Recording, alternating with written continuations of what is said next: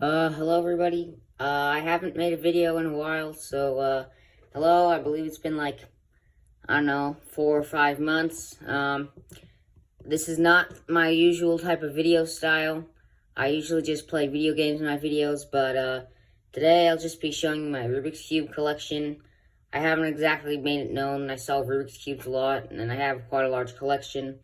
So yeah, I'm just going to show you my Rubik's Cube collection in this video, and yeah. I'll try to start uploading a lot more frequently now, but let's just start the video. This is the first cube I have. It's just a picture cube of, basically just a bunch of planets. I currently have it unsolved because I'm not exactly very good with picture cubes. But yeah, nothing too special. I believe I got this for Christmas between 2020 and 2021. But, yeah, there's these things on the stickers, as you can see right here, these, like, clear see-through plastic sheets, and they just come off really easily, so I don't use this cube much, because if I just touch it, they just start to rub off. So, yeah, this cube just kind of sits there on my shelf a lot, but, yeah, let's just get on to the next cube. This is my 2x2. This is actually, well, this is one of my 2x2s. This was the first 2x2 I got. I don't know the exact GAN model this is, but I got this for Christmas a couple years ago from my parents. But yeah, it's pretty good. I mean, I kind of stopped, it's not my main anymore. I switched it out for the other 2x2, which I'll show you later in the video, but the reason for that was because I didn't exactly like the frosted plastic feel on the outside of it. It just made me slip my hands all off of it a lot, but yeah, other than that, it's pretty good cube. If you like frosted plastic, then I would most definitely recommend it. I'm pretty slow at 2x2. I don't exactly know any fast methods. I just use the beginner's method for 2x2.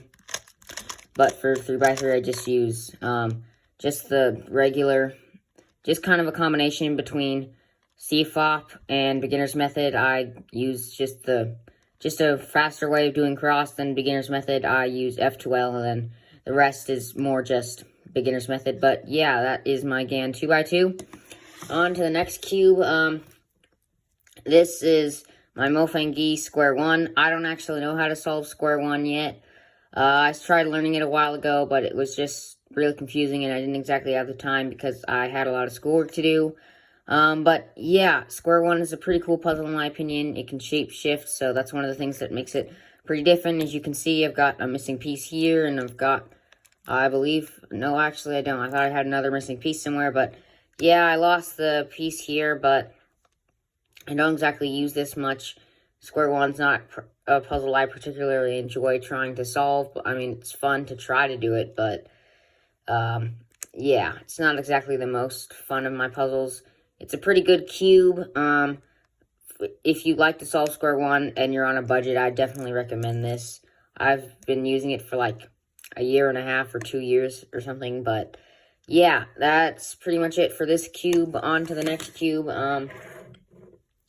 This is just your regular Rubik's brand that you'd find at the store. I believe this was actually the first Rubik's Cube I got. I have another Rubik's brand of this exact same type that I can't find. I have one, which was the first one I got, and I have another one because I needed to use it for a school project a couple months ago. I'll show you the other cube I was using for that project and why I was using it in a bit. But yeah, I lubed this one with some lube I have. It's actually pretty good. I'd say you can possibly speed cube on this. It doesn't exactly have the greatest of corner cutting, but it's actually probably got really good corner cutting for a Rubik's brand, in my opinion. It's actually quite fast. It doesn't exactly suit my type of turning style because I'm more of a fast and not really precise turner. So I prefer to have slow cubes so that way I can actually make my turns. But yeah, that's going to be it for this cube. Nothing really too special. It's just that it's pretty good for a Rubik's brand. On to the next cube. This is actually the 2x2 that I currently use. I don't know exactly what model this is, but it's the same model. It comes from the same line of cubes as my 6x6. But yeah, I don't exactly know which one. But yeah, it's pretty good. It's my main 2x2. Yeah, it beat out my GANs for being my main, mainly because I just don't exactly like the frosted plastic feeling of the GANs. It makes my hands slip off, but this is more, it's more grippy in my opinion, and allows me to just grip the cube better when I am doing turns fast. But yeah, this cube's pretty good. Don't exactly know the exact model, so I can't exactly recommend it, but yeah, I'd recommend it if I need this model.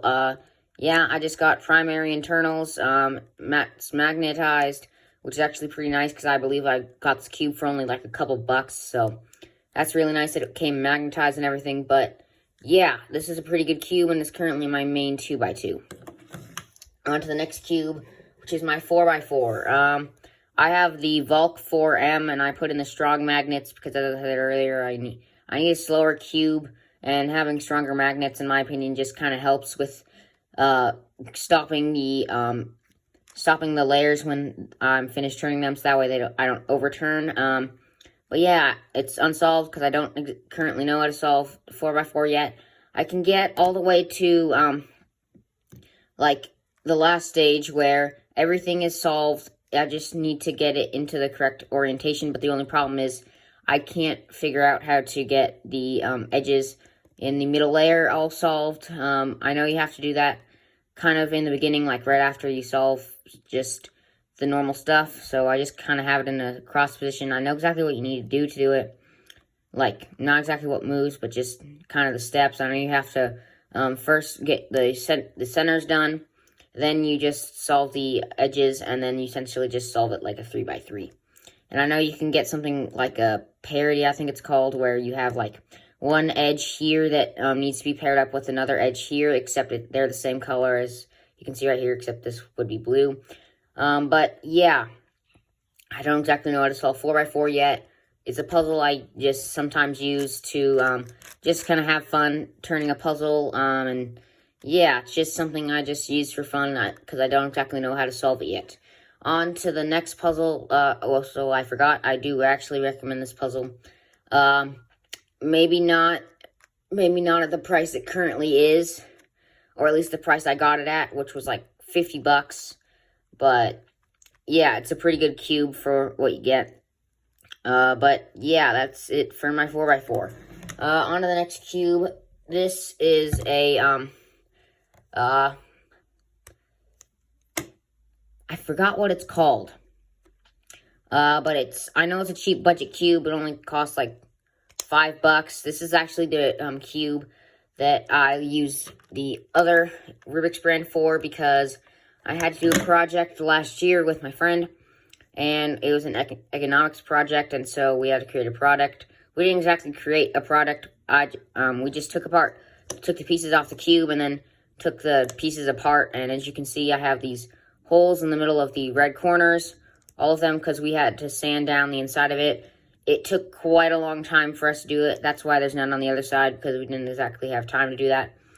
But yeah, we reduced the cube's weight by quite a lot, and we were using my main 3x3 to compare it to, and this to compare to my main 3x3 is really good. But yeah, my teacher, one of the judges, thought that this was actually the really expensive one, which is currently my main, but no, actually, it was only the $5 cube, which is, in my opinion, now, after we did all that work on it, kind of worth pretty much about the same as the really expensive cube, considering we put in a lot of hard labor into sanding down the inside pieces of this cube. But yeah, it's pretty good. I haven't cleaned any of my cubes in a while because I took a break from cubing. But yeah, it's really dirty, and yeah, it's a really good cube in my opinion. I think you guys might know the model of this cube, but I don't currently know. On to the next cube, which is my 6x6. Again, it's in the same line of cubes as my 2x2 or my main 2x2. It came magnetized as well. It was also pretty cheap, like only 12 bucks, so I would assume actually that's pretty cheap for a 6x6, especially a magnetized one, and this one's pretty good. It's got pretty good corner cutting, I would assume, for a 6x6, considering I don't exactly solve big cubes very often. I don't know how to solve this one either. I know how to get pretty much the same stages I know how to get to on the 4x4. Just, I have the same problem, except just kind of multiplied because I have, 2 extra layers. So, yeah, sometimes I'll have, like, where one is here, like these 2 right here, and then these 2 right here. I'll have a problem like that, except on the 4x4, it's just where one's here, and one's here, and one's here, and one's here. But, yeah, that's it for the 6x6. Again, with kind of like with the 4x4, it's just the exact same type of puzzle for me. I just use it for just having fun turning a puzzle around and just trying to see what I can do with it. But yeah, it's a pretty good puzzle, and I would recommend it if I knew exactly what kind of line it was from and what the model of cube is. I used to, but I don't know anymore. So yeah, that's it for this cube. On to the next cube. This is actually the newest cube in my collection. It's a Disney picture cube. My parents just went to Disneyland, and they came back like a little bit over a week ago. And they got me this from Disneyland, along with this cool Yoda, just a gigantic Yoda figure. But yeah, they got me this. As you can see, I have some of the stuff flipped upside down. 3 of the centers are in the correct orientation, but 3 of them aren't. As I said earlier, I'm not exactly very good with picture cubes. Yeah, I tried solving it, and I can't seem to figure out how to rotate the other centers into orientation. But yeah, something weird about this cube is that the centers, if you can see right there, they're actually indented inwards into the cube, so the edges and corners are actually on a higher level than the centers. I don't know if that was done to make the pictures look better, but I don't see a problem with it. But yeah, the cube isn't exactly the greatest. I tried lubing it, but didn't really do anything. It doesn't turn very good. Can't even corner cut at all, but yeah. But that's perfectly fine because this cube isn't exactly meant to be solved. It's kind of just meant for display, but yeah, that's it for the Disney Picture Cube. And then the next cube over here is a mini 3x3. I don't know the brand because I didn't buy this from a store. My school just had one, so I bought one from, like, those school currencies you have. So I just bought it because I like Rubik's Cubes. I have lubed this. It's relatively good. I've solved on this quite a few times. But something to notice is that apparently on a bunch of these mini cubes, or all the mini cubes I've seen, the sticker pattern is completely wrong. Basically, all the ones that are supposed to be opposite of each other, like red and orange, are right next to each other, and green and blue and yellow and white. But yeah, this cube would normally feel unstable, but actually, even though it's really fast because I've lubed it, it doesn't actually feel unstable. It just kind of feels like it's going to fall out of my hands because it's so small. But yeah, that's it for this mini cube. Next up is my Pyraminx. This, I believe, is like a might be an X-Man bell. I don't think so, because that uses ball bearings, I think. This is magnetized. I got primary internals on this, but yeah, this cube is, technically it's not a cube, but my Pyraminx is pretty good. I don't exactly solve Pyraminx fast for solving a Pyraminx. I kind of solve it fast, but not as in, I don't exactly solve it fast for times of solving a Pyraminx. But yeah, I do like to solve Pyraminx quite a lot. I think Pyraminx is one of those puzzles where you just, even if you might not solve it for a couple months, you still know exactly what to do when you get back to solving it. But yeah, this is a really fun puzzle to solve in my opinion. I have primary internals on it. Yeah, I can solve Pyraminx pretty fast, but that's pretty much it for my Pyraminx. It's a pretty good puzzle in my opinion, but yeah. Up next, I've got 3 more puzzles left that I can actually find. This is another picture cube. As you can see, I've got rotated centers. This one I got for Christmas as well, around the same time I got this cube over here. And yeah, it's a massive 3x3. It's not exactly massive, but as you can see, compared to a regular 3x3, it's pretty big. But yeah, it doesn't exactly turn the greatest, and as you can see, it can get caught, even if it's just the slightest amount of layer of just not fully turned. So yeah, it's not exactly a very good cube, but it's pretty fun to use sometimes. I like the just the reflective backgrounds behind the pictures of fruits. But yeah, this cube is pretty cool. That's it for this cube. Up next is my Rubik's 5x5. There's nothing much to say about this. As you would probably assume, it's not exactly very good. My dad got it for me from Pennsylvania. So yeah, I just got it from somewhere pretty cool. Not very good.